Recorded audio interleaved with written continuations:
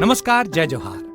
क्या आप भी गवर्नमेंट एग्जाम्स की तैयारी करना चाहते हैं? क्या आप भी मेमोरी टेक्निक्स और ट्रिक्स के जरिए बहुत ही कम समय में स्मार्ट स्टडी करना चाहते हैं? क्या आप चाहते हैं कि सीजी व्यापम टॉपर आपको पढ़ाए?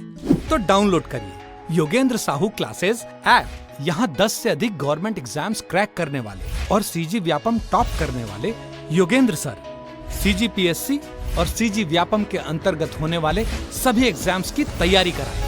तो डाउनलोड करिए Yogendra Sahu classes app to be the best, learn from the best.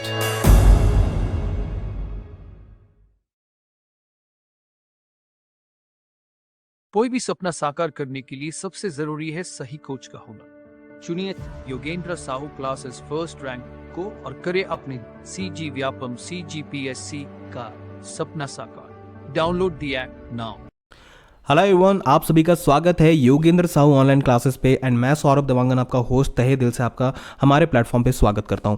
जिस तरीके से आपको पता होगा कि यहाँ पर हम MCQs का सीरीज़ चला रहे थे। इससे पहले जो सीरीज़ चला था वो आधुनिक भारत के इतिहास के ऊपर सीरीज़ चला था। 4 वीडियोस उस पर डल चुके हैं, आप ज़रूर जाकर देखिएगा। मध्यकालीन इतिहास के ऊपर की अगर मैं बात करूँ तो एक वीडियो डल चुका है, ये दूसरा पार्ट है। और इसके अलावा पॉलिटी के ऊपर वीडियोज़ डल रहे हैं, तो आप भी उसको जाकर देखें ताकि आपका प्रिपरेशन लेवल बहुत अच्छे से हाई हो जाए। एंड साथ साथ मैं आपको बोलना चाहता हूँ, अगर आप CGPSC का प्रिपरेशन कर रहे हैं, क्योंकि अभी PSC का एग्जाम आने वाला है, उसके अलावा अगर आप सीजी व्यापम का प्रिपरेशन कर रहे हैं, तो मैं आपको इस बात की गारंटी देता हूं कि हम यहां पर जो भी MCQs करवा रहे हैं उससे आपका बहुत ही अच्छे लेवल पे, हाई लेवल पे प्रिपरेशन हो जाएगा। तो इससे इस टॉपिक से रिलेटेड जो भी क्वेश्चंस आएंगे, आप 100% मैं इस बात की गारंटी देता हूं कि कुछ छोड़ेंगे नहीं, आपका डेप्थ बहुत अच्छे से नॉलेज बढ़ जाएगा। एंड अगर आपका नॉलेज ऑलरेडी है तो भैया आपका रिवीजन बहुत अच्छे से होने वाला है। तो आज हम 2 टॉपिक कवर करेंगे। पहले वाले जो वीडियो था वो थोड़ा डिफरेंट वीडियो था, हमने वहाँ पर मिक्स क्वेश्चन लिए थे, लेकिन हम चाहते हैं कि अब आपको टॉपिक वाइज सारा चीज़ मिले। तो सबसे पहले भारत पर मुस्लिम आक्रमण पढ़ेंगे, उसके बाद देखेंगे दिल्ली सल्तनत में गुलाम वंश के बारे में। ठीक है, तो अगर आप इस चैनल पर नए हैं तो इस चैनल को जरूर सब्सक्राइब कर लेना एंड साथ में बेल आइकॉन जरूर दबा दीजिएगा ताकि आपको टाइम पर वीडियो जब डले तो प्योर नोटिफिकेशन तुरंत आ जाए एंड आप उस वीडियो को तुरंत देख के अपना नॉलेज बढ़ा पाएं। ठीक है, चलिए आगे बढ़ते हैं। सबसे पहले क्वेश्चन देखते हैं, भारत पर पहला मुस्लिम आक्रमण किस वर्ष में हुआ था? ठीक है, 647 में, 1013 में, 711 में या इनमें से कोई नहीं। ठीक है, आगे देखते हैं। भारत में पहला मुस्लिम आक्रमण 712 में हुआ था। कब हुआ था? 712 में हुआ था। इसका मतलब वहां पर कोई भी ऑप्शन नहीं, तो हमारा आंसर तो कोई इसमें कोई नहीं होगा, लेकिन तभी आगे देख लेते हैं। 712 ईस्वी में अरब आक्रमणकारी, ठीक है, मोहम्मद बिन कासिम के नेतृत्व में हुआ था। मोहम्मद बिन कासिम से पूर्व 711 ईस्वी में उबैदुल्ला के नेतृत्व में एक अभियान दल भेजा गया था, परंतु वह पराजित हुआ था और मारा गया। ठीक है, लेकिन हमारे यहाँ पर इसको आंसर नहीं लेना है, क्योंकि 712 में किसने किया था? मोहम्मद बिन कासिम ने। इराक के हकीम अल हज्जाज ने मोहम्मद बिन कासिम के नेतृत्व में अरबों को सिंध पर आक्रमण करने के लिए भेजा। भारी संघर्ष के बाद अरबों ने 712 ईस्वी में सिंध पर विजय प्राप्त की। ठीक है, विजय प्राप्त कर ली। उस समय सिंध पर दाहिर का शासन था। फारसी ग्रंथ चच्चनामा, ठीक है, चच्चनामा में भी से अरबों द्वारा सिंध विजय की जानकारी मिलती है। किस में मिलती है? यहाँ पर भी क्वेश्चन बनता है, चच्चनामा। ठीक है, चच्चनामा कौन से ग्रंथ? फारसी ग्रंथ। ठीक है, तो अभी कल के डेट में आपको कोई क्वेश्चन आ जाएगा तो उसमें आप यहाँ पर डाल सकते हैं, चच्चनामा ग्रंथ में ही मिलता है। ठीक है, ओके, आगे देखते हैं। इसका आंसर होगा इनमें से कोई नहीं। आगे देखते हैं। ठीक है, मोहम्मद बिन कासिम द्वारा सिंध की विजय कब हुई थी? ठीक है, 713, 713, 716, 712 या 719? आगे बढ़ते हैं इसके बारे में। अभी तो हमको मिल चुका है आंसर, लेकिन इससे पहले वाले क्वेश्चन में हमने देखा था, लेकिन उसमें फिर से देख लेते हैं यहाँ पर। ठीक है, भारत में पहला मुस्लिम आक्रमण 712 ईस्वी में अरब आक्रमणकारी मोहम्मद बिन कासिम के नेतृत्व में हुआ था। किसके नेतृत्व में हुआ था? मोहम्मद बिन कासिम में और के नेतृत्व में। और कब हुआ था? 712 ईस्वी में। ठीक है, आगे बढ़ते हैं। भारत में प्रथम मुस्लिम आक्रमणकारी था, कौन था? कुतुबुद्दीन ऐबक, मोहम्मद गजनी, मोहम्मद बिन कासिम या मोहम्मद गौरी? आगे देखते हैं इसका आंसर क्या होना चाहिए। प्रश्नगत विकल्पों में भारत में प्रथम मुस्लिम आक्रमणकारी कौन था? मोहम्मद बिन कासिम। ठीक है, देखो आपको लग रहा होगा सेम टाइप के क्वेश्चन रिपीट हो रहे हैं, नहीं, डेप्थ में जा रहे हैं हम हर चीज़ को क्लियर कर रहे हैं ताकि आपका मतलब बेस बहुत अच्छे से क्लियर हो जाए। ठीक है, एंड अगर मैं आपको एक और एडवाइस करना चाहूँगा, ठीक है, वैसे तो मैं थोड़ा स्पीड ही बोलता हूँ, लेकिन तब भी मैं आपको बोलूँगा कि 1.5 या 1.75 या 2x में मेरी वीडियोस को देखा करिए। ठीक है, अगर आप स्पीड में वीडियो देखेंगे ना तो आपको ज़्यादा इंटरेस्टिंग लगेगा, मज़ा भी आएगा। ठीक है, फटाफट सारा चीज़ कंप्लीट भी हो जाएगा। और मान लेते हैं कोई वीडियो 30 मिनट का है, मान लेते हैं ये वीडियो 30 मिनट का है, तो आपका 15 मिनट में या हो सकता है 18 मिनट या 20 मिनट में सारा वीडियो कंप्लीट हो जाएगा। ठीक है, विथ नॉलेज बहुत सारा नॉलेज, ठीक है। तो मैं बोलूँगा स्पीड करके वीडियो को देखो, बड़ा मज़ा आता है, ठीक है। चलिए देखते हैं कौन था प्रथम मुस्लिम आक्रमणकारी, कौन था? मोहम्मद बिन कासिम, ठीक है। 8वीं, ठीक है, सदी ईस्वी के प्रारंभ में मोहम्मद बिन कासिम के नेतृत्व के में सिंध पर अरब आक्रमण हुआ, किंतु उसका कोई स्थायी परिणाम नहीं हुआ। अरबों का राज्य सिंध और मुल्तान के पूर्व में नहीं फैल सका तथा उसकी शक्ति क्षीण हो गई, ठीक है। तो भैया कब आए थे आप, ठीक है, ये सॉरी कौन थे? मोहम्मद बिन कासिम। आगे बढ़ते हैं। पुराण का अध्ययन करने वाला पहला मुसलमान कौन था? अरे वाह, ठीक है, देखते हैं। अबुल फजल अब्दुल कादिर बदायूनी, ठीक है। जल बरूनी दारा सिको, तो जल बरूनी नहीं है, ये अल बरूनी है। क्या है? अल बरूनी, जल लिखा गया है, कोई बात नहीं, कोई दिक्कत नहीं है, ठीक है। पुराणों का अध्ययन करने वाला प्रथम मुसलमान अल बरूनी था। मैंने बोला ना, जल बरूनी नहीं हो, अल बरूनी है, ठीक है, ठीक है। उसका जन्म 973 ईस्वी में हुआ था। यह खीवा, ठीक है, प्राचीन ख्वारिज्म देश का रहने वाला था, ठीक है। वह मोहम्मद गजनवी के साथ, ठीक है, 11वीं शताब्दी में भारत आया था, जाया लिखा है आया था। अल बरूनी मात्र इतिहासकार ही नहीं था, उसके ज्ञान और रुचियों की व्याप्ति, ठीक है, जीवन के अन्य क्षेत्र तक भी थी, जैसे खगोल विज्ञान, भूगोल, वर्गशास्त्र, औषधि विज्ञान, गणित और धर्मशास्त्र। वाह, बहुत ज्ञानी था, ठीक है। कौन? अल बरूनी। तो भैया जल बरूनी नहीं, अल बरूनी, यहाँ पर अल कर लेना, ठीक है, अल, ठीक है। चलिए आगे बढ़ते हैं। निम्नलिखित में से किसने महमूद गजनी के हमले के बाद सोमनाथ मंदिर का पुनर्निर्माण कराया? देखो, महमूद गजनी ने भी क्या किया था? ये अपना सोमनाथ मंदिर था, ठीक है, सोमनाथ मंदिर पर आक्रमण किया था, उसके बारे में हम आगे पढ़ेंगे, ठीक है, सोमनाथ मंदिर पर, ठीक है। लेकिन यहाँ पर बात हो रहा है हमले के बाद सोमनाथ मंदिर पर पुनर्निर्माण कौन करवाया? चलिए आगे जान लेते हैं। मोहम्मद गजनवी के सोमनाथ मंदिर पर आक्रमण कब हुआ था? 1025 ईस्वी में हुआ था। ये तो एकदम मोस्ट इंपॉर्टेंट क्वेश्चन में से एक आता है, तो मैं आपको बोलूँगा इसको एकदम याद कर लेना, कब हुआ था? 1025 ईस्वी में, ठीक है, 1025 ईस्वी में, ठीक है। किस समय? यहाँ का शासक भीमदेव प्रथम 1022 से लेकर 63 ईस्वी था।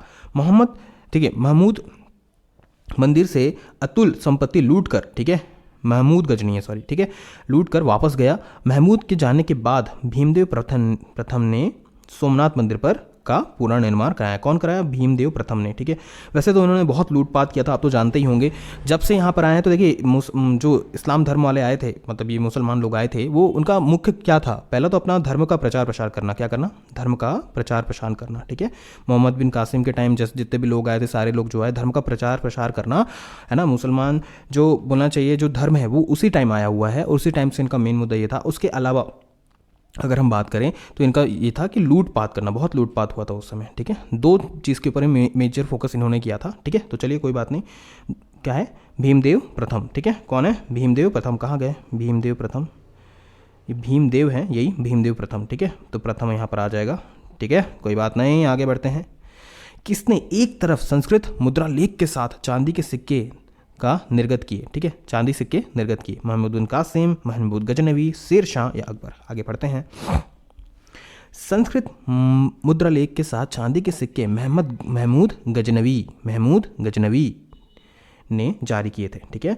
महमूद गजनवी द्वारा चांदी के सिक्के के दोनों तरफ दो अलग अलग भाषाओं का मुद्रालेख अंकित थे। ऊपरी भाग पर अंकित मुद्रालेख अरबी भाषा में था तथा दूसरी तरफ अंकित लेख संस्कृत भाषा देवनागरी लिपि भी थी। अरे वाह, ठीक है, चलिए देखते हैं आगे। सिक्के के मध्य में संस्कृत भाषा में लिखा था, ठीक है, जो भी लिखा था। अभी हम संस्कृत नहीं पढ़ रहे तो हम नहीं पढ़ेंगे इसको, ठीक है। इस लेख के चारों तरफ अंकित लेख था, जो भी था, ठीक है। ये सारा चीज़, एक मिनट, ठीक है, ये देख लेते हैं। चांदी के इस सिक्के का वजन कितना था? 3.0 ग्राम, मतलब 3 ग्राम था, ठीक है। तो कौन था? महमूद गजनवी, ठीक है। हमारा संस्कृत कर पढ़ने काम नहीं है यहाँ पर, ठीक है, हमारे एग्जाम में आता भी नहीं है संस्कृत, ठीक है। ओके, चलो देखते हैं क्वेश्चन यहाँ पर फिर से है। निम्नलिखित में से मध्य एशिया के किस शासक ने 1092 ईस्वी में मध्य भारत को जीता था? जलाउद्दीन मकबरूनी, ठीक है, आई थिंक ये भी अलाउद्दीन होना चाहिए। गजनी, 1 मिनट, ठीक है, कॉल आ रहा था, कोई बात नहीं। गजनी का महमूद, शियाबुद्दीन महमूद गोरी या चंगेज़ खान, ठीक है। आगे देखते हैं। मध्य एशिया के शासक शियाउद्दीन महमूद गोरी ने 1992, ठीक है, 1992 ईस्वी में उत्तर भारत को जीता। ठीक है, शिहाबुद्दीन मोहम्मद गौरी का प्रथम आक्रमण 1775 लिखा है, अरे यार मैं क्या बोल रहा हूँ, 1175 ठीक है, कब हुआ था 1175 ठीक है ईस्वी में मुल्तान पर हुआ था, और 1205 में ईस्वी में वह साम्राज्य विस्तार अथवा पूर्व विजित राज्य की रक्षा के लिए भारत पर चढ़ाई करता रहा। ठीक है, उसने 1175 से लेकर 76 में मुल्तान और उच्च पर आक्रमण किया, 1178 में गुजरात पर आक्रमण किया, और 1191 ईस्वी में पृथ्वीराज चौहान के साथ तारान की लड़ाई लड़ी। ठीक है, इसके बाद देखो, इस युद्ध में मोहम्मद गौरी का विजय हुआ, तथापि तारान के दूसरे युद्ध 1192 ठीक है 1192 में पृथ्वीराज का हार हुई, और उसके साथ ही एक केंद्रीय मुस्लिम राजनीति व्यवस्था स्थापित हुई जो बाद तक कायम था। ठीक है, तो कौन था, शिहाबुद्दीन मोहम्मद गौरी, शिहाबुद्दीन मोहम्मद गौरी ढूंढ लेते हैं, शिहाबुद्दीन मोहम्मद गौरी सी नंबर का आंसर है। ठीक है, ये चलिए हो गया। मोहम्मद गौरी को सबसे पहले किसने पराजित किया? ठीक है, भीम द्वितीय ने, पृथ्वीराज चौहान ने, जयचंद ने, या पृथ्वीराज द्वितीय ने? चलिए देखते हैं इसका आंसर क्या होना चाहिए, आप ही सोचो। ठीक है, 1178 ईस्वी में मोहम्मद गौरी ने गुजरात पर आक्रमण किया, किंतु मूलराज या भीम दो ने अपनी योग्य एवं साहसी विधवा मां नायिका देवी के नेतृत्व में अबू पर्वत के निकट गौरी का मुकाबला किया और उसे परास्त कर दिया। यह गौरी की भारत पर पहली क्या थी, पराजय थी। किसने किया? भीम द्वितीय। आंसर ढूंढते हैं, भीम द्वितीय। यहाँ पर मिल गया पहला आंसर, भीम द्वितीय। ठीक है, ये है भीम द्वितीय। ठीक है, चलिए आगे बढ़ते हैं। मोहम्मद गौरी ने जयचंद को किस युद्ध में पराजित किया था? ठीक है, तायरन का युद्ध। ठीक है, जयचंद कौन था? जयचंद पृथ्वीराज वाला मूवी तो देखे होगे आप, है ना? तो जयचंद कौन था?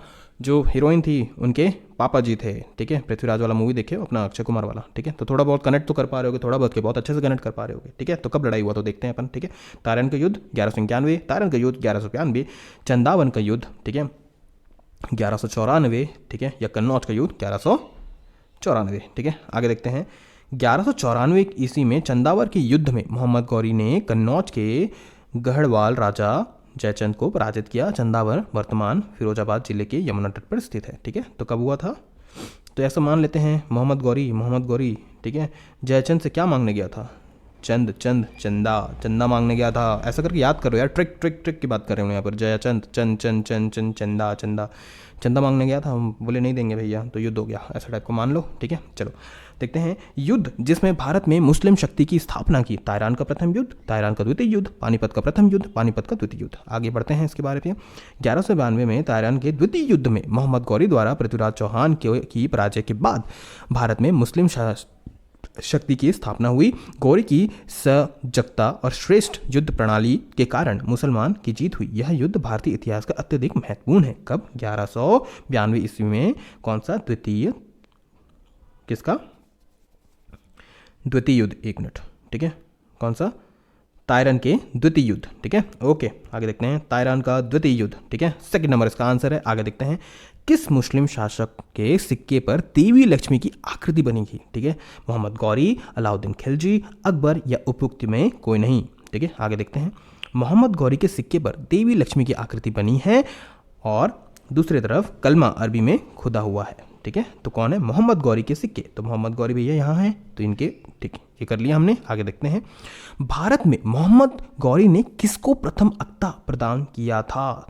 ताजुद्दीन यल्दौज, कुतुबुद्दीन ऐबक, शमशुद्दीन इल्तुतमिश, नासिरुद्दीन कुबाचा।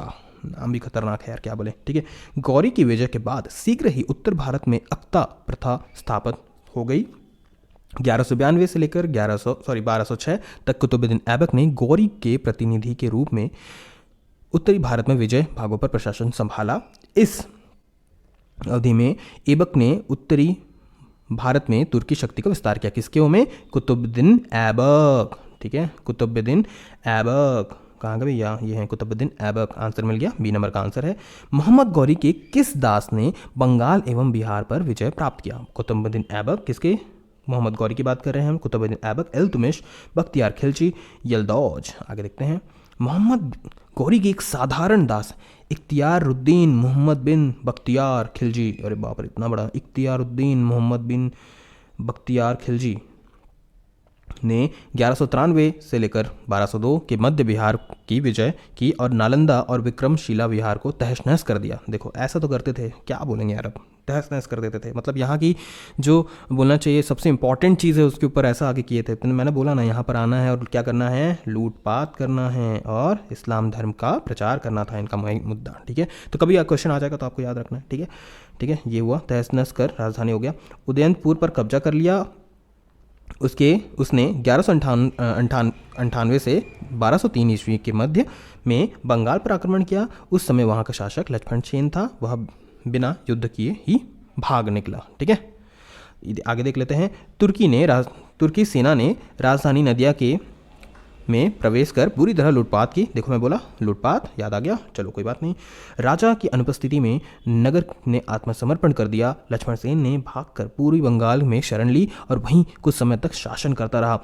इख्तियारुद्दीन, ठीक है, इख्तियारुद्दीन ने भी संपूर्ण भारत को जीतने का प्रयत्न नहीं किया। इख्तियारुद्दीन ने लखनौती को अपनी राजधानी बनाई। ठीक है, कौन था भैया इख्तियारुद्दीन? ढूंढते हैं कहाँ है ये, देखो मैं आपको यहाँ पर बताया था, ये देखो इख्तियारुद्दीन मोहम्मद बिन बख्तियार खिलजी। कहाँ गया बख्तियार खिलजी, ढूंढो, ये मिल गया बख्तियार खिलजी, सेकंड नंबर वाला, सॉरी थर्ड नंबर वाला। ठीक है, आगे देखते हैं, ये हो गया, एक मिनट। रेशम बुनकर की श्रेणी की जानकारी निम्नलिखित किस शिलालेख से मिलती है? दसपुर शिलालेख, प्रयाग प्रशस्ति, एरण शिलालेख या हाथी गुम्फा शिलालेख? आगे पढ़ते हैं इसके बारे में। दशपुर शिलालेख कुमारगुप्त के शासनकाल का है। कब? दशपुर शिलालेख कुमारगुप्त के शासनकाल का है। इस लेख में कुमारगुप्त का राज्यपाल बधुमर्मा का उल्लेख मिलता है। ठीक है, इसमें सूर्य मंदिर के निर्माण का उल्लेख मिलता है। यहाँ से प्राप्त लेख में पट्टावाय श्रेणी, रेशमी सूत बुनने वाले की समिति तथा इंदौर लेख में तौलीय श्रेणी का उल्लेख मिलता है। किसमें मिलता है? दशपुर शिलालेख। कहाँ है दशपुर भैया? ये दशपुर शिलालेख, ए नंबर इसका आंसर है। आगे देखते हैं। गुलाम वंश का संस्थापक कौन था? ठीक है, इसमें देखते हैं इल्तुतमिश, अलाउद्दीन खिलजी, बलबन या कुतुबुद्दीन ऐबक। क्या लगता है इसका आंसर क्या होना चाहिए? 2006 से, अरे यार 1206। ठीक है, मुझे प्रॉब्लम ऐसे तो नहीं हो रहा है बट कोई बात नहीं, थोड़ा सा मैं अभी एक्साइटेड हो गया हूँ। ठीक है, 1206, ठीक है, 1206 से 1290 ईस्वी तक दिल्ली सल्तनत के सुल्तान गुलाम वंश के सुल्तानों के नाम से विख्यात हुए। ठीक है, जिसका संस्थापन कौन था? कुतुबुद्दीन ऐबक। कौन? कुतुबुद्दीन ऐबक। ठीक है, तो कुतुब मीनार किसने बनाया था? कुतुबुद्दीन ऐबक, ये तो याद ही होगा, है ना? ठीक है, उसे से रिलेट कर रहे हैं अपन। यद्यपि वे एक वंश के नहीं थे, वे सभी तुर्क थे। ठीक है, तथा उनके वंश पृथक पृथक थे, साथ ही वे स्वतंत्र माता पिता के संतान थे। अतः इन सुल्तानों को गुलाम वंश के सुल्तान कहने के स्थान पर प्रारंभिक तुर्क सुल्तान या दिल्ली के ममलुक सुल्तान कहना अधिक उपयुक्त है। ठीक है, तो कौन है? कुतुबुद्दीन ऐबक। कहाँ गए? कुतुबुद्दीन ऐबक। ठीक है, गुलाम वंश। ठीक है, तो ऐसा करके याद करना कि कुतुब मीनार में गुलाम बना के रख दिया गया, ऐसा टाइप का कुछ याद कर लेना, है ना, ताकि आपको दिमाग में ट्रिक के जरिए याद रहे, क्योंकि हम योगेंद्र साहू ऑनलाइन क्लासेस में हैं तो ट्रिक्स के बारे में तो बात करना बनता है यार। ठीक है, ओके। दिल्ली सल्तनत का कौन सा सुल्तान लाख बख्श के नाम से जाना जाता था? इल्तुतमिश, बलबन और मोहम्मद बिन तुगलक या कुतुबुद्दीन ऐबक? बताइए कौन होगा? पहले आंसर अपन ढूंढ चुके हैं पहले वाले वीडियो में, तब भी यहाँ पर देख लेते हैं। अपनी उदारता के कारण कुतुबुद्दीन ऐबक इतना अधिक दान करता था कि उसे लाख बख्श, लाखों का दान देने वाला के नाम से क्या किया गया? पुकारा गया। ठीक है, फरिश्ता ने लिखा है, यदि व्यक्ति किसी को दानशीलता की प्रशंसा करते थे तो उसे अपना युग का ऐबक पुकारते थे। बहुत बड़ी बात है उस समय के हिसाब से, है ना। इसकी एक उपाधि कुरान ख्वाह भी थी। ऐबक को साहित्य से अनुराग था और स्थापत्य कला में रुचि थी। तत्कालीन विद्वान हसन निजामी और फक्र ए मुदब्बिर को उसका संरक्षण था। किससे था? कुतुबुद्दीन ऐबक। तो कैसे याद करें? देखो, कुतुब मीनार को बनाने में लाखों रुपए लगे। ठीक है, कुतुब मीनार बनाने में कुलूप हो गया, कुतुब मीनार बनाने में लाखों रुपए खर्चे हुए, तो भैया लाख बख्श, लाख रुपए दे भी दिया भैया, उसके पास पैसा था, अब लूटा उटा था तो क्या करें, इतना पैसा है तो क्या करेंगे, काम करते हैं, लोगों मार देते हैं, क्या दिक्कत है। ठीक है, ऐसा था। 2.5 दिन का झोपड़ा क्या है? मस्जिद है, मंदिर है, संत की झोपड़ी है या मीनार है? झोपड़ी मत बोल देना। ठीक है, चलो आगे पढ़ते हैं इसके बारे में क्या है। संत का मीनार तो वैसे भी नहीं होगा। उन्होंने मतलब कौन, कुतुबुद्दीन ऐबक, उन्होंने ऐबक को अपनी ग्रंथ समर्पित किए थे। किसके बारे में बात किए थे, यहाँ पर देखो, यहाँ पर हमने ये इसके बारे में बोल रहे हैं, ठीक है। ठीक है। ऐबक ने दिल्ली में कुवक्त उल इस्लाम और अजमेर में 2.5 दिन का झोपड़ा नामक मस्जिदों का निर्माण किया। किसका निर्माण किया, मस्जिदों का निर्माण किया। कहाँ कहाँ किया, दिल्ली और अजमेर में किया, ठीक है। तो कहाँ का मस्जिद का निर्माण किया, कहाँ कहाँ किया, दिल्ली और अजमेर में किया। आगे आई थिंक कुछ आ रही, मिल गया क्वेश्चन। कुव्यत उल इस्लाम मस्जिद और 2.5 दिन का झोपड़ा क्रमतः स्थित है कहाँ, दिल्ली और लाहौर में ना, अजमेर और दिल्ली में, हाँ, लेकिन अजमेर और दिल्ली में नहीं। कहाँ कहाँ होगा, दिल्ली, ये देखो यहाँ पर दिल्ली में कुवक्त उल इस्लाम, तो दिल्ली दी कू, ठीक है, दी कू और अढ़, ठीक है, दी कू और अढ़, ठीक है। तो कू से क्या आएगा, दी कू, ठीक है, ये दी ये दी, ठीक है। और अ से आएगा अढ़, कहाँ गया, हाँ, अढ़, ठीक है। 1 मिनट, क्या निकाले थे अपन, हाँ, अजमेर से आएगा 2.5, ठीक है, अजमेर से 2.5 आएगा, तो कहाँ गया, 2.5 लिखा हुआ है, ये 2.5 अ से, ये ठीक है। तो कहाँ गया, दिल्ली और अजमेर, ये होगा आंसर इसका, ठीक है। कुवक्त उल इस्लाम दिल्ली में है और 2.5 दिन का झोपड़ा कहाँ है, अजमेर में है, ठीक है। देखो यहाँ पर आंसर है, कुवक्त उल इस्लाम कहाँ पर है, दिल्ली में, और 2.5 दिन का झोपड़ा कहाँ है, अजमेर में, ठीक है। आई थिंक इसका एक्सप्लेनेशन आगे नहीं होना चाहिए, ठीक है, देख लेते हैं। उसने दिल्ली में स्थित कुतुब मीनार का निर्माण कार्य प्रारंभ किया, जिसमें उल्तुतमिश पूरा करवाया था। चलो ठीक है, ये तो आगे हम देख लेंगे, लेकिन ये भी है कि कुतुबुद्दीन ऐबक ने ही कुतुब मीनार का निर्माण कराया था। ये मैंने जस्ट आपको डिटेल्स और भी दे दिया है। और इल्तुतमिश ने उसे पूरा करवाया था, कौन, इल्तुतमिश, ठीक है। तो बोले भैया इत्तू पैसा नहीं है तेरे पास, मेरे पास बहुत पैसा है, तो इत्तू ने आगे उसे कवर करवाया, ठीक है। निम्नलिखित में से किसने प्रसिद्ध कुतुब मीनार के निर्माण में योगदान नहीं दिया। कुतुबुद्दीन ऐबक दिया था भैया, इल्तुतमिश ने भी दिया था। क्या सुद्दीन तुगलक या फिरोज शाह तुगलक, क्या लगता है, देखते हैं यहाँ पर। कुतुब मीनार का निर्माण कुतुबुद्दीन ऐबक ने आरंभ किया।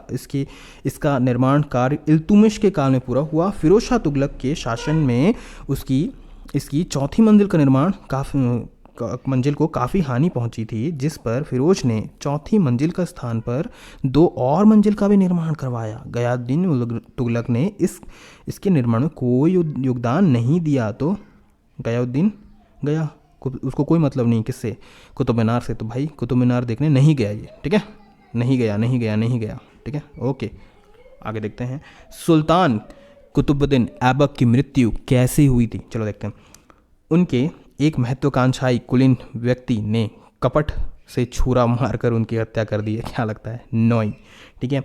पंजाब पर अधिकार जमाने के लिए गजनी के शासक तजुद्दीन यतोज के साथ हुए युद्ध में उनकी मृत्यु हुई, नोई, ठीक है। बुंदेलखंड के किले कालिंजर को घेरा डालते समय उन्हें चोटें लगी, जिसके कारण बाद में उनकी मृत्यु हुई, क्या लगता है, नहीं, ठीक है। आगे देखते हैं, चौगान की क्रीड़ा के दौरान अश्व से गिरने के पश्चात उनकी मृत्यु हुई, यही है आंसर।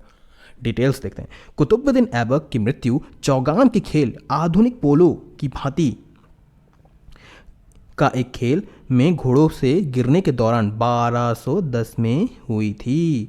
उसे लाहौर में दफनाया गया। उसे गुलाम वंश का संस्थापक माना जाता था। मैं फिर से आपको बोल रहा हूँ, मेरे वीडियो को 1.5 या 1.75x या 2x में देखो, ज़्यादा इंटरेस्टिंग से सारा इंटरेस्ट एकदम फटाफट कंप्लीट हो जाएगा, ठीक है। चलो, तो कौन है ये, डी, चौगान की क्रीड़ा के दौरान अश्व से गिरने के पश्चात उनकी मृत्यु हो गई, ठीक है। चलो देखते हैं, निम्नलिखित में से किसने दिल्ली को सल्तनत की राजधानी के रूप में स्थापित किया था, कौन था, कुतुबुद्दीन ऐबक, इल्तुतमिश, रज़िया या मुइजुद्दीन गौरी। आगे पढ़ते हैं, इल्तुतमिश 2011 में दिल्ली को सल्तनत की राजधानी के रूप में स्थापित किया था। तो बोलते नहीं है दिल, तेरा दिल बहुत छोटा है यार, छोटा दिल मतलब बोलते नहीं इत्तू सा के लिए बोलते नहीं, इत्तू सा तू पैसा नहीं दे सकता, इत्तू मतलब थोड़ा सा पैसा, ऐसा छोटा थोड़ा कुछ भी बोल सकते हैं। तो इत्तू ही तो दिल्ली लेके आया। तो इत्तू का जो दिल था वो बहुत छोटा था, तो इत्तू कम दिल, ऐसा करके याद करना, ठीक है। ने दिल्ली को सल्तनत की राजधानी के रूप में स्थापित किया। इसके पूर्व ऐबक ने लाहौर से ही शासन किया था। किसने किया था, ऐबक ने, कुतुबुद्दीन ऐबक ने वहाँ लाहौर से किया। और इसने किया किसने, इल्तुतमिश ने, ठीक है। इत्तू दिल, छोटा सा इत्तू सा दिल है तुम्हारा, ठीक है। दिल्ली का वह प्रथम सुल्तान कौन था जिसने नियमित सिक्के जारी किए तथा दिल्ली को अपनी साम्राज्य की राजधानी घोषित की, ठीक है। कौन था, नासिरुद्दीन मोहम्मद, ठीक है, महमूद, इल्तुमिश, आराम शाह या बलवन? आगे देखते हैं क्या होगा। इल्तुमिश ने ही भारत के सल्तनत काल में सर्वप्रथम शुद्ध अरबी सिक्के चलाए थे। किसने? इल्तुमिश ने, ठीक है, इल्तुमिश ने, ठीक है। सल्तनत युग के दो महत्वपूर्ण सिक्के, ठीक है, सिक्के चांदी का टंका, ठीक है, 175 ग्रेन था, ठीक है, और तांबे का जीतल उसी ने आरंभ किया था, ठीक है, तथा सिक्कों पर टकसाल का नाम लिखवाने की परंपरा शुरू की थी। टकसाल का नाम, ठीक है, तो कौन है भैया? इल्तुमिश। कहाँ गए भैया? इल्तुमिश, ठीक है, इसका आंसर ये है। आगे देखते हैं, दिल्ली का प्रथम मुस्लिम शासक कौन था? कुतुबुद्दीन ऐबक, इल्तुमिश, रजिया या बलवन? आगे देखते हैं क्या होगा। वस्तुतः दिल्ली का प्रथम सुल्तान इल्तुमिश था। उसने सुल्तान के पद की स्वीकृति गौर के किसी शासक से नहीं अपितु खलीफा से प्राप्त की थी। कौन? खलीफा से। मेन तो ये होते थे ना इनके, ठीक है। अब वो आप जो सोच रहे हो वो खलीफा नहीं है, ठीक है। खलीफा ने इल्तुमिश के शासन की पुष्टि उस सारे क्षेत्र में कर दी जो उसने विजित किया और उसे सुल्तान ए आज़म की उपाधि प्रदान की। इस प्रकार वह कानूनी तरीके से दिल्ली का प्रथम सुल्तान था। कौन? किसके बारे में हम बात कर रहे हैं यहाँ पर? हम इल्तुमिश की बात कर रहे हैं। इत्तू इत्तू इत्तू, ठीक है, दिल्ली इत्तू, ठीक है, तो इल्तुमिश, ठीक है। गुलाम का गुलाम किसे कहा जा गया था? ठीक है, मोहम्मद गौरी, बलवन, कुतुबुद्दीन ऐबक या इल्तुमिश? आगे देखते हैं कौन होगा। अच्छा, यहाँ पर गुलाम का गुलाम, 1 मिनट।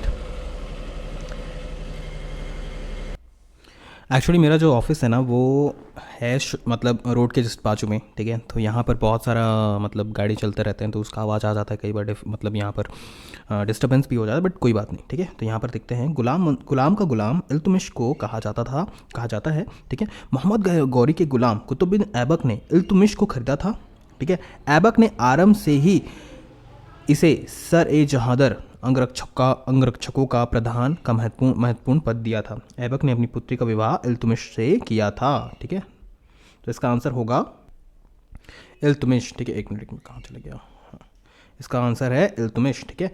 इल्तुमिश क्यों? क्योंकि देखो गौरी के गुलाम कौन थे?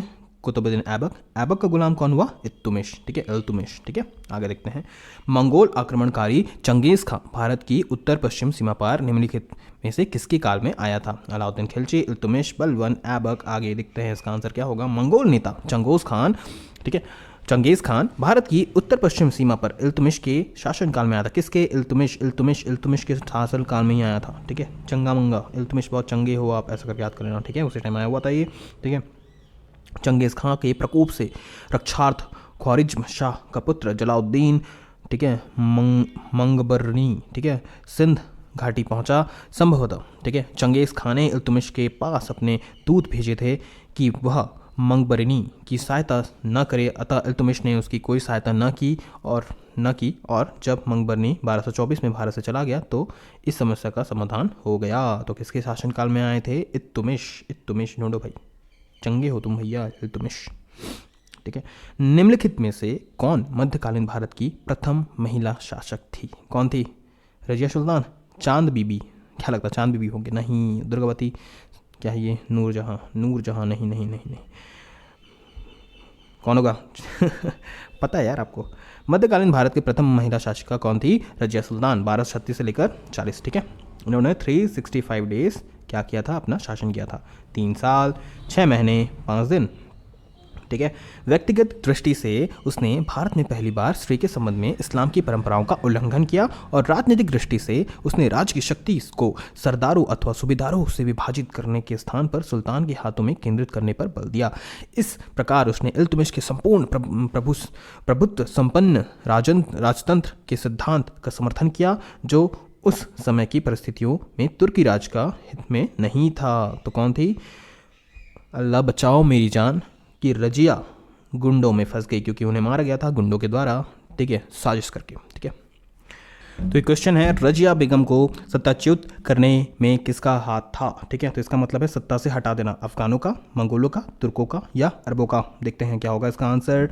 रजिया बेगम को, ठीक है, सत्ताच्युत करने में तुर्कों का हाथ था। उन्होंने भटिंडा, ठीक है, भटिंडा की गवर्नर मलिक अल्तुनिया के नेतृत्व में रजिया के विरुद्ध विद्रोह कर उसे सत्ता से हटाया, ठीक है। कौन थे ये?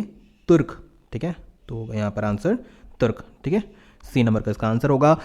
1 मिनट, हाँ। दिल्ली के सुल्तान बलबन पर का पूरा नाम क्या था? ठीक है, सुल्तान बलबन का पूरा नाम क्या बलबन था? ठीक है, जलाउद्दीन, इल्तुतमिश, गयाउद्दीन, कुतुबुद्दीन।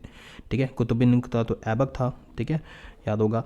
सुल्तान बलबन का पूरा नाम गयाउद्दीन। ठीक है, गयाउद्दीन बलबन था। अब तेरा बल गया रे, तेरा तो बल गया रे, ऐसा बोलते नहीं है, बल चला गया। ठीक है, या जैसे हनुमान भगवान का बल चला गया था ना, उस तरीके से याद कर लेना। ठीक है, मतलब कब, मतलब बल नहीं गया था, मतलब उनकी शक्तियाँ वो भूल चुके थे, इस तरीके से बोल रहा हूँ। बलबन ने 1266 से लेकर 1286 ईस्वी तक सुल्तान के रूप में सल्तनत की बागडोर संभाली। ठीक है, उसे उलुग खां के नाम से भी जाना जाता है। क्या? उलुग, जैसे अलग अलग अलग अलग ऐसे करके याद करना। अलग था रे, तेरे अंदर बहुत बल था रे, ऐसे टाइप का याद करना। ठीक है, अलग था। ठीक है, उलुग खां के नाम से भी जाना जाता है। उसकी वास्तविक नाम बहाउद्दीन था। ठीक है, इल्तुतमिश की भांति वह भी इकबारी तुर था, इलबरी। ठीक है, तो कौन था ये? गयाउद्दीन। तो आंसर होगा अपना गयाउद्दीन। ठीक है, तो चलिए, आई थिंक अपन लास्ट में हैं, तो मैं आपको कुछ चीज़ें और भी एडेड बता देता हूँ। देखिए, अभी सीजी व्यापम का भी बहुत सारे एग्जाम आने वाले हैं, आप तो जान ही रहे होंगे। ठीक है, सीजी व्यापम के एंड साथ साथ में CGPSC का आने वाला ही है। ठीक है, तो सबसे पहले इंपॉर्टेंट है CGPSC में प्री निकालना। ठीक है, उसके साथ साथ मैं आपको बोल रहा हूँ कि सीजी व्यापम का भी आपको कंप्लीट करना पड़ेगा। कोई भी अगर आपको जॉब लगाना, सीजी व्यापम को पूरा कोर्स कंप्लीट करना बहुत ज़रूरी है। देखिए, बहुत लिमिटेड टाइम में सारा चीज़ करना इज़ लाइक क्वाइट डिफिकल्ट है, ऑब्वियस सी बात है, मुझे पता है। लेकिन अगर आप एकदम परफेक्ट टाइम पे करना चाहते हैं ना, ठीक है, एकदम फर्राटेदार स्पीड से करना चाहते हैं, तो मैं आपको बोलूँगा कि आप 100% योगेंद्र साहू ऑनलाइन क्लासेस के एप्लीकेशन ज़रूर डाउनलोड करें। ठीक है, मैं उसमें बता रहा हूँ, उसमें आपको है ना बहुत अच्छे से लर्निंग मिलेगा, ट्रिक्स के जरिए याद करने का मौका मिलेगा। और मैं तो जो मुझे लगता है, फील होता है कि कई लोग हैं जो 3-3, 4-4 साल से पढ़ाई कर रहे हैं, लेकिन अगर मान लेते हैं आपने अभी कुछ ही टाइम से आप प्रिपरेशन करना शुरू किया, लेकिन आपने ट्रिक के जरिए सारा चीज़ याद किया हुआ है, तो आपको तो याद रहेगा ना। और 4-4-5 साल से जो कर रहा है, उसके माइंड में अगर मान लेते हैं ये है कि यार मुझे रिवीजन करने की जरूरत नहीं, क्योंकि मैं तो 4 से 5 साल से प्रिपरेशन कर रहा हूँ। ठीक है, और एग्जाम अगर वो जाके देगा, ठीक है, 1 मिनट, ठीक है, ये कहाँ से आ गए हम, ठीक है, अगर वो जाके एग्ज़ाम देता है, ठीक है, 1 मिनट, हाँ ये हो गया था अपना, हाँ, अगर वो बाद में मान लेते हैं कि वो जाके एग्ज़ाम देता है और वहाँ पर वो भूल जाता है बहुत सारी चीज़ें, लेकिन मान लेते हैं आपने अभी कुछ ही टाइम से प्रिपरेशन शुरू किया है और आपको सारा चीज़ याद है, तो जीत किसकी होगी? जीत आपकी होगी, आपकी। ठीक है, आप बोल सकते हैं आपकी मतलब मेरी। ठीक है, मेरी मतलब आप बोलेंगे, ठीक है, तो आपकी होगी। तो अगर आप चाहते हैं कि अपना प्रिपरेशन हाई लेवल पे करें with a very high quality content, ठीक है, तो मैं आपको बोलूँगा कि आप योगेंद्र साहू ऑनलाइन क्लासेस के ऐप को डाउनलोड करें। ठीक है, सर का कोर्स है फुल सीजी व्यापम कोर्स। कोई भी सीजी व्यापम से रिलेटेड आपको कोई भी जॉब लगाना है तो ये फुल सीजी व्यापम कोर्स आपको पूरी तरीके से मदद करेगा। बहुत जगह आप देखे होंगे कि शिक्षक भर्ती का प्योर कोर्स रहता है, वैसे तो यहाँ पर भी ऐसा कोई दिक्कत नहीं है ना। उसके अलावा हॉस्टल वार्डन का होगा, उसके अलावा पटवारी का हो सकता है, बहुत सारे अलग अलग करते हैं। लेकिन अगर आप एक होल कोर्स ले लेते हैं ना, होल कोर्स, ठीक है, तो अगर आपको कोई भी एग्जाम है 1, 2, 3, 4, 5 है, तो ये होल कोर्स आपकी पूरी तरीके से मदद करेगा। और उस हिसाब से तो कोर्स का कॉस्ट बहुत लो है, क्योंकि आप एक कोर्स लेंगे और आपको कई सारे व्यापम रिलेटेड एग्जाम में आपको ये सारा बेनिफिट मिल जाएगा। तो मैं तो आपको 100% एडवाइस करूँगा कि वहाँ जाके आज ही के आज आप कोर्स ले लें और अपना प्रिपरेशन ज़बरदस्त तरीके से करना शुरू करें। ठीक है, चलिए आगे देखते हैं। तो ये तो हमारा नहीं हुआ था, ठीक है, ये देख लिया था। हाँ, ये देख लेते हैं, निम्नलिखित में से किसने भारत में प्रसिद्ध फारसी त्यौहार नवराज को आरंभ करवाया था? ठीक है, कौन था वो? बलबन, इल्तुतमिश, फिरोज तुगलक, ठीक है, या अलाउद्दीन खिलजी? ठीक है, 1 मिनट। अपने दरबार के लिए, ठीक है, अपने दरबार के लिए बलबन ने एक बड़े सुल्तान के दरबार के अनुरूप नियम बनाए। ठीक है, किसने? बलबन ने। ठीक है, और उन्हें कठोरता से लागू किया। इस क्षेत्र में उनका आदर्श ईरानी बादशाह थे। ठीक है, उनका आदर्श ईरानी बादशाह थे और उसने उनकी कई परंपराओं को अपने दरबार में आरंभ किया। उसने सिजदा, ठीक है, भूमि पर लेट कर अभिवादन करना, अच्छा, ठीक है, जो सजदा या सिजदा जो भी है, ठीक है, और पाबोस सुल्तान के चरणों को चूमना, अरे बाप रे, ठीक है ठीक है, कि प्रथा आरंभ की। ठीक है, अभी तो हंसेंगे भाई, ठीक है, हम उस टाइम के हैं नहीं। ठीक है, प्रथा आरंभ की। उसने अपने दरबार में प्रतिवर्ष फारसी त्यौहार नौराज, ठीक है, नौरोज, ठीक है, नौरोज बड़ी शान शौकत के साथ मनाने की प्रथा शुरू की। किसने? बलबन ने। ठीक है, तो बलबन ने ही बल किसके ऊपर बल दिया? सुल्तान के चरणों को चूमो। ठीक है, और किस पे ऊपर बल दिया? ठीक है, भूमि पर लेट कर अभिवादन करना, करो भैया। ठीक है, हम तो भगवान को ही करेंगे। ठीक है, हम भगवान को करेंगे, हनुमान भगवान को करेंगे, ठीक है। और की प्रथा आरंभ की और उसके बाद उसने अपने दरबार में प्रतिवर्ष फारसी त्यौहार नौरोज की बड़ी शान और शौकत के साथ मनाने की प्रथा आरंभ की। किसने? बलवन ने। किसके साथ? बल के साथ, ठीक है। आगे देखते हैं, निम्नलिखित सुल्तानों में से किसने गढ़ मुक्तेश्वर की मस्जिद को दीवारों पर अपने शिलालेख में स्वयं को खलीफा का सहायक कहा? किसने कहा था? बलवन ने, कैकूबाद ने, जलाउद्दीन खिलजी ने, उपयुक्त में से कोई नहीं। क्या होगा आंसर? ढूंढते हैं। बलवन ने गढ़ मुक्तेश्वर की मस्जिद के दीवारों पर उत्कीर्ण शिलालेख पर स्वयं को खलीफा का सहायक बताया। किसने? बलवन ने। अब देखो यहाँ पर भी खुद को सहायक बोल रहा है, मतलब बल से बोल रहा है, ऐसा याद करना। कौन बोला? बल से बोला बलवन, ठीक है। कहाँ के बलवन? ये फर्स्ट नंबर का आंसर है इसका, ए, ठीक है। तो यहाँ पर सारा चीज़ कंप्लीट होता है। एंड अगर आपको ये वीडियो अच्छा लगा तो लाइक ज़रूर कीजिएगा, साथ साथ में है ना आपका जो भी व्यू होगा वो कमेंट ज़रूर कीजिएगा। और साथ साथ में ये भी बोलूँगा कि आपको लग रहा है कौन से टॉपिक और भी हमको लाना चाहिए, उसके बारे में आप यहाँ पर ज़रूर लिखें। हम आने वाले टाइम में फ्यूचर में है ना वैसे वीडियोस और लाएंगे, ठीक है। आपको लगता है कि इस टॉपिक को क्लियर करना है तो उससे रिलेटेड भी हम सारे वीडियोस लाएंगे। वैसे तो हम लाने वाले हैं, कोई दिक्कत नहीं है, ठीक है। तो लाइक ज़रूर कीजिएगा, शेयर ज़रूर कीजिएगा अपने फ्रेंड्स के लोगों के बीच में, एंड वीडियो को, इस चैनल को ज़रूर सब्सक्राइब कीजिएगा। Thank you so much, all the best.